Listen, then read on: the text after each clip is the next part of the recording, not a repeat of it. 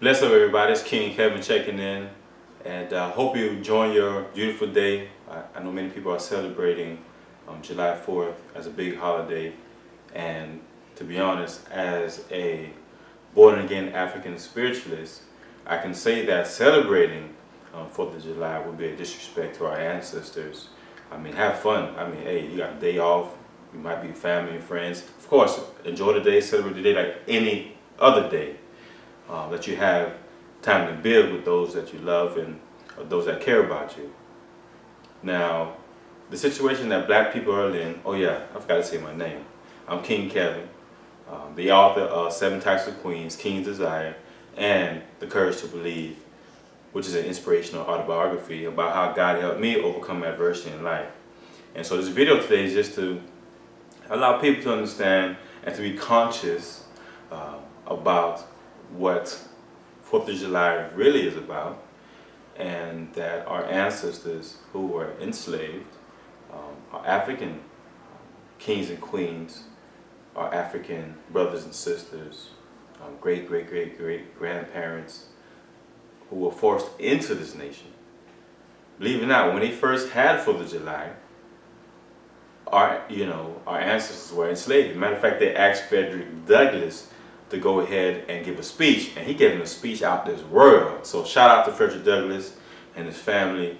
I mean, that was a brave speech that he gave, and he pretty much insulted a crowd. They say estimated 50, possibly 80,000 people, white people were in the audience. There were some black people in the audience as well. But of course, during that time, black people were definitely way in the back. Now, Frederick Douglass shook the world when he gave that speech because they had a lot of reporters there. There were a lot of very important people, and this was the country's first 4th of July, which I believe was in the 1800s, early 1800s.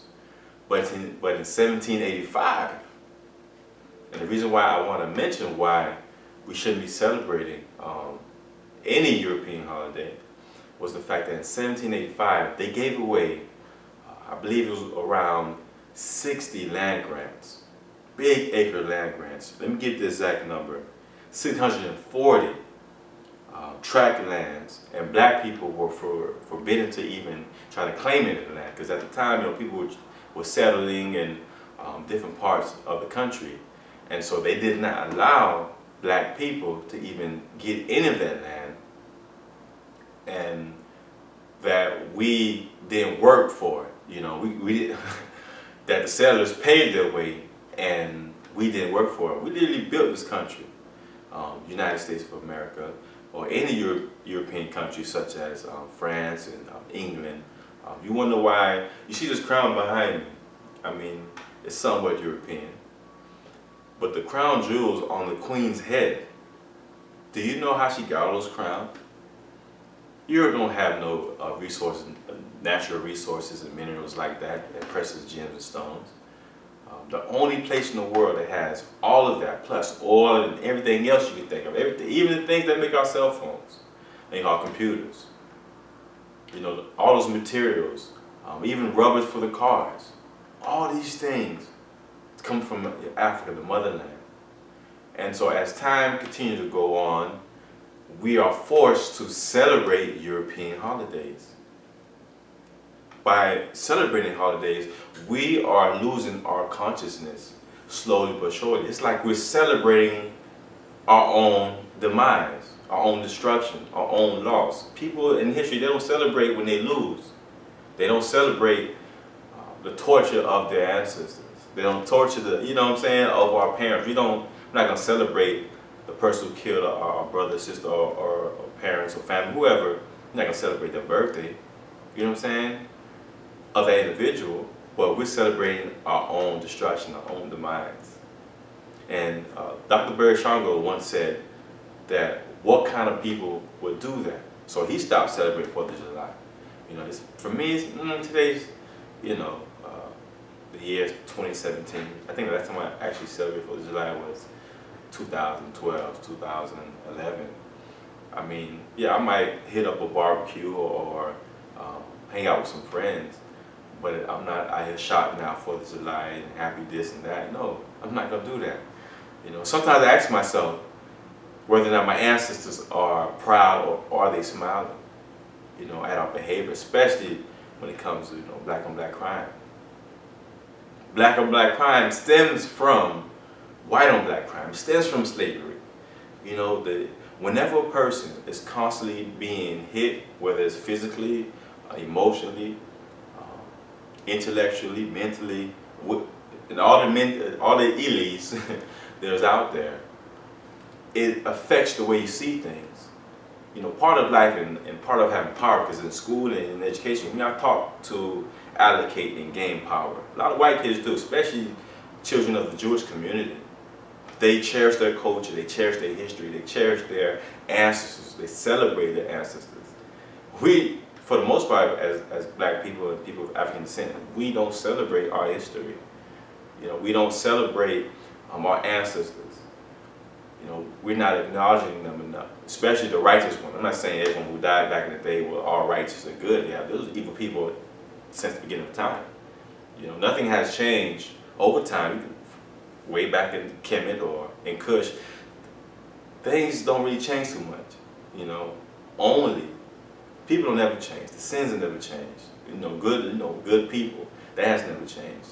Only technology changes. That's the only thing that changes. And if we continue to ignore our history and ignore the achievements of, you know, those before us, then we are doomed to repeat the same failures. Some of us are going to succeed because we are ambitious. You know, we have that drive in us. You know, how you think they built those pyramids back, you know, 20, 50, 100,000 years ago? And they're still standing to this day. As a matter of fact, out of all the 7 wonders of the world, the only one standing today is the African ones. And to be honest with you, I'm starting to doubt any of the other 7 wonders of the world ever even existed. As I'm doing research, and like I was doing research on my book, 7 Queens, 7 Types of Queens Kings Desire, which comes out 7/7/17, by the way. Definitely on iTunes and Amazon. Go to my website, 7 Queens, 7 Kings. But back to what I was saying.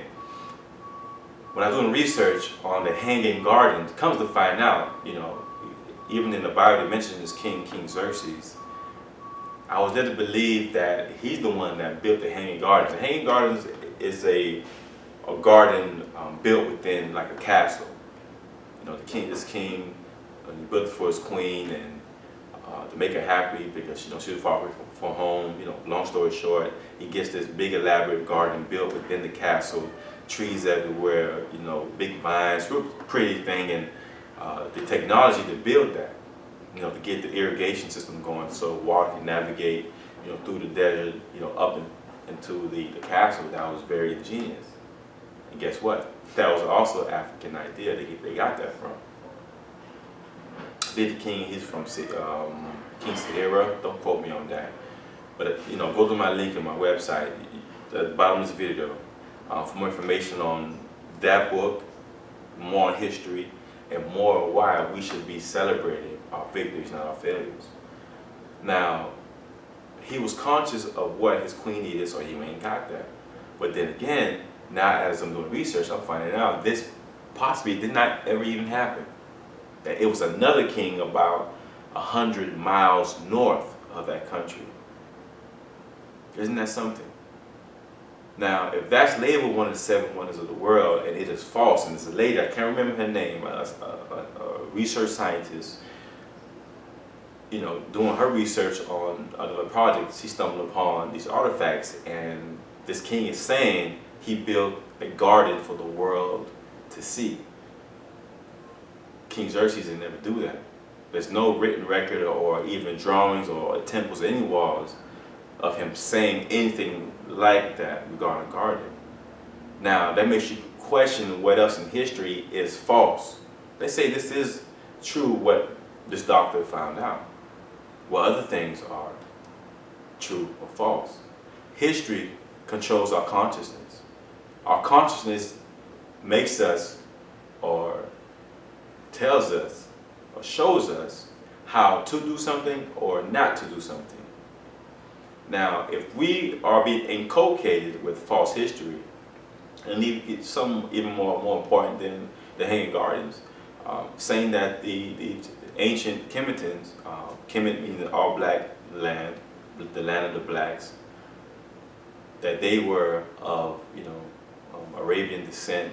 They weren't Africans, and Egypt is in Africa.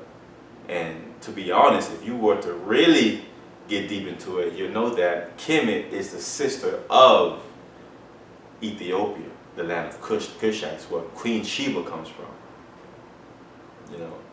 And that's where King Taharka, the one who was the king of Egypt, took over in 25th dynasty and built wonderful monuments. And the reason why I know these things are important because I know that there was a time where my people were in their right state of mind. They were loving each other. They had a good social system.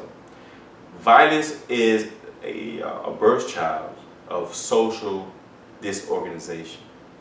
When people are disorganized, it affects their thinking, it affects their consciousness, it affects the way that they either have hope for the future or they don't have hope at all. And when you don't have hope, a hopeless man or woman, especially a hopeless man, because of our physical strength, a hopeless man is a very dangerous man.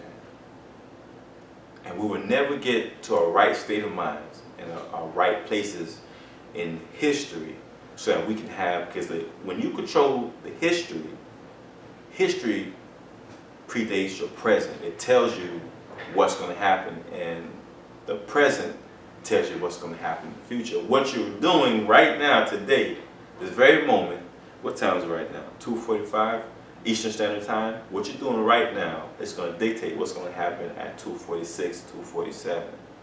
Or we're in July, August, September. And so if we are constantly celebrating our demise, celebrating our ancestors' demise, and not celebrating things like Kwanzaa or Malcolm X's birthday, things like Black History Year, because every year is Black History, we will always be defeated because we are allowing and inundating our children and our communities and our minds with false history. That's a false celebration that we should not be celebrating. That's going to constantly keep us in control. It's a social, scientific system that they've created. Sigmund Freud and his nephew, as a matter of fact, was paid millions of dollars back in the day, whatever Sigmund Freud was around.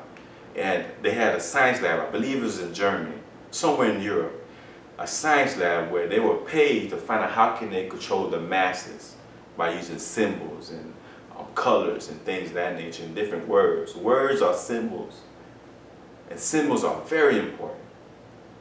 So what symbol are we giving ourselves and our children when we are celebrating the enslavement of our ancestors? Because that's exactly what we're doing.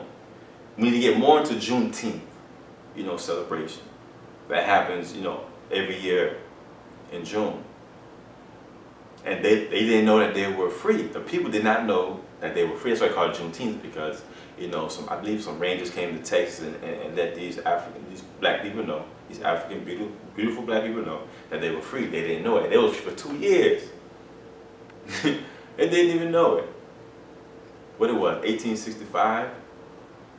But anyway, knowing your history allows you to have the right consciousness and to be able to control yourself and not allow the system to constantly destroy us. Look at our chess program, for instance. We have a chess program so that we can, it's called a C2B Chess Club Mentoring Program. You can go to my website, cursorb.com, or just go to kevindorival.com. That has all the books, all the programs, everything on that one website. Because I have 3. I'm a blessed man, very thankful, thank God. We teach them chess because we want to have them to be conscious about their decisions and where they want to be in life.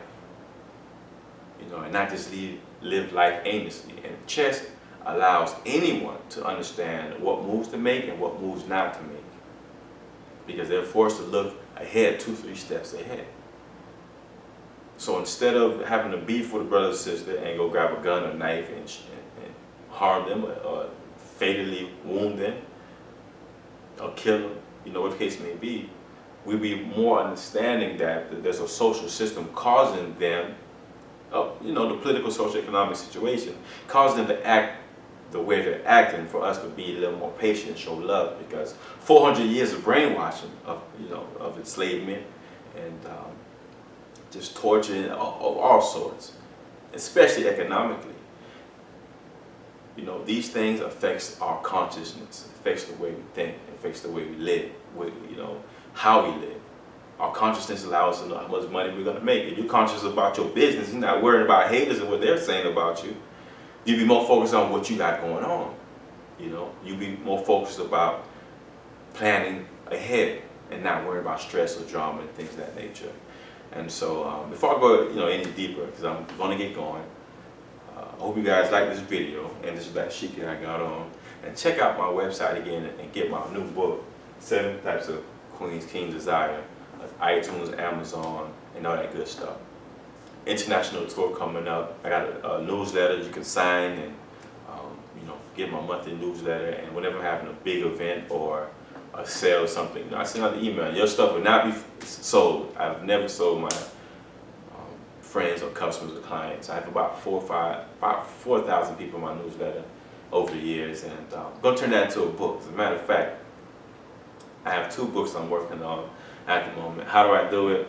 Only God knows. Bless up to all the ancestors, and thank you all for watching. God bless.